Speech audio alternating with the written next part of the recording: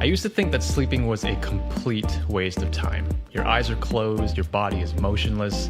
I mean, how could sleeping be productive? You're literally doing nothing. I thought Doctor Strange was so cool because while he was sleeping, he'd cast an astral projection form of himself to keep productive. In high school, I would pull all-nighters, sometimes doing homework, but mostly playing video games. In college, I would pull all-nighters studying for my exams. Little did I know that I probably would have been a better student and a better gamer if I had taken my sleep more seriously. Well, obviously I was wrong, but it's not for the reason that you'd expect. I'm not about to tell you that sleeping is more productive because it helps you recover energy for tomorrow. I'm sure you already knew that. It's more than that. If you look at the science of sleep, you'll realize that not only is sleep productive, it might be the most productive thing that you do all day. So recently I started my first job as a doctor, and half of my shifts take place at nighttime between the hours of 5 p.m. and 8 a.m. At first I thought it was fine. I mean, you get paid substantially more for working at night, plus when you work at night, you get more days off to recover, which meant that I could work on making videos and music on my days off. But the hours quickly caught up with me. Sometimes I felt almost hungover the next day. Sometimes it took me multiple days to recover and reset my circadian rhythm. But the worst part was that on my days off, I was unmotivated to do any work, and I felt such brain fog, and I had a hard time remembering and focusing. And this really bothered me. Like, what's the point of having all these extra days off when you can't even use them? So I started to explore the science of sleep, and what I found was awakening, pun intended. While we are sleeping, we turn off our bodies, but not our brains. During a full night of sleep, which is about 7 to 9 hours, our brains transition between 3 different types of sleep: light sleep, deep sleep, and REM sleep. We cycle through all 3 of these phases approximately every 90 minutes, but the important thing to note is that every cycle is a little different. For example, the first sleep cycles right when you fall asleep have more deep sleep, and the last sleep cycles, right before you wake up, have more light sleep. So why does this matter? Well, some of you guys know that I love analogies, so let me try to use an analogy to convey to you just how productive our brains are during sleep. And the analogy I'm going to use is about note-taking, REM note. So you can think of deep sleep like taking and storing notes. So during the day, you've collected all these different notes into your little notebook. That little notebook in the brain is called the hippocampus. Your notebook is just a temporary storage space. During deep sleep, your brain attempts to file away each of your new notes into a more permanent place in your brain, into the specific areas where they belong. So what happens if you decide to stay up late and miss out on the first sleep cycle? Remember, these first cycles are heavy in deep sleep. Well, you would risk not properly storing away the hard-earned notes that you collected that day. Basically, going to sleep late means you don't give your brain the chance to save your work, and those notes could be lost forever. Because right after deep sleep comes light sleep. Light sleep is like the janitor. It goes through your notebook and gets rid of all the leftover notes and papers that you didn't care to save.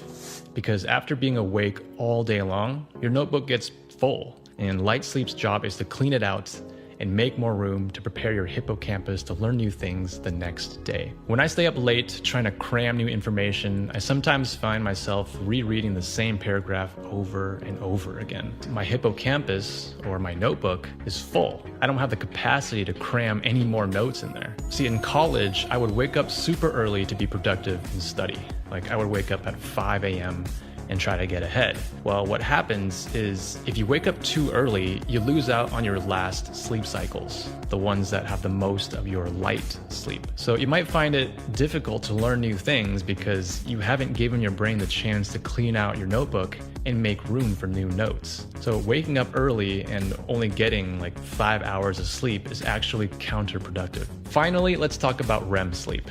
During REM sleep, your brain is making connections between all the old and new notes that you've stored in your filing cabinets. And for all you REM note fans out there, no pun intended, REM sleep is when all the bidirectional linking happens. You're trying to make sense of all your stored memories and make new connections. That's why you sometimes hear about all the artists or musicians or mathematicians who had vivid dreams and wake up discovering some new creative idea or some new breakthrough in their field. So just to recap, deep sleep helps us save information, light sleep helps us learn new information, and REM sleep helps us make sense of our information. If you don't get a full night's sleep and you miss out on the important stages of deep, light, and REM sleep, you'll remember less, you'll learn less, and you'll understand less.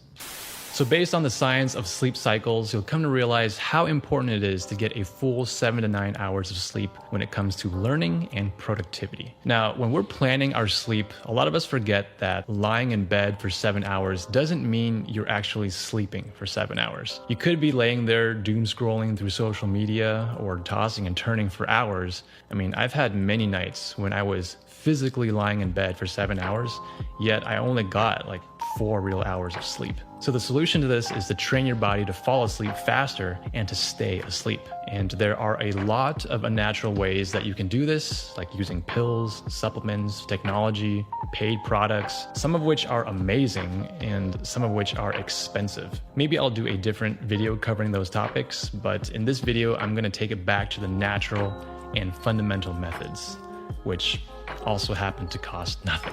So these natural habits are based on a simple sleep framework, which is comprised of 3 factors: temperature, timing, and light. Let's go through each one, starting with temperature. So our inner body temperature is coldest in the middle of the night. And as we get closer to waking up, our body temperature automatically rises and rises and rises until, boom, you get this boost of cortisol, and then you naturally wake up. When nighttime approaches, our body temperature starts to drop, and this makes us sleepy to get ready for bed again. So now that we know how our body temperature naturally works for sleep, how do we affect change? Well, an easy fix is to make sure that your bedroom is cool. Your body needs to drop its core temperature by about 2 to 3 degrees Fahrenheit to fall asleep and then to stay asleep. And it's the reason you will always find it easier to fall asleep in a room that's too cold than too hot. Use fans or use less blankets if you get really hot at night when you sleep. One of my favorite things to do is to take a warm shower before bedtime, because when hot water hits the skin on the outside of your body, you react by trying to cool down from the inside of your body. Therefore, taking a warm shower causes your body's temperature to drop in response. The opposite is true for cold showers. The cold water makes your body react by heating up your inner body temperature. That's why you see people taking cold showers in the morning to wake themselves up. Next, let's talk about timing. Our brain is conditioned by habits and rituals, and if you go to sleep at the same time every day, preferably in the same bed every day, your brain gets used to it and helps you establish a regular circadian rhythm. Regularity is probably the most important thing I can tell you. Go to bed at the same time, wake up at the same time, no matter whether it's the weekend, weekday. Regularity is key. Take myself, for example. Depending on what kind of night shift I'm on, I'm forced to sleep at a different time, and I'm assigned to a different call room with a different bed. So over time, I found it harder and harder to fall asleep because I've lost the regularity. And even when I get home, I'm unable to sleep during the daytime. And finally, let's talk about light.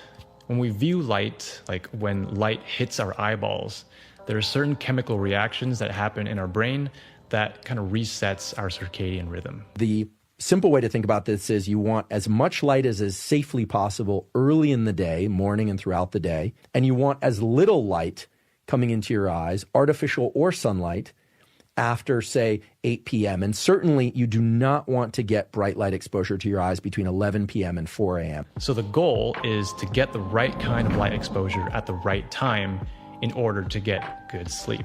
After you wake up, make sure there is plenty of light around you. And the best way is to have natural light just pour into your bedroom. Or if you don't have that, go outside or onto your balcony for like 5 to 10 minutes with a cup of coffee if you want. Then at night, you want to do the opposite. You want to limit the amount of light that's hitting your eyeballs.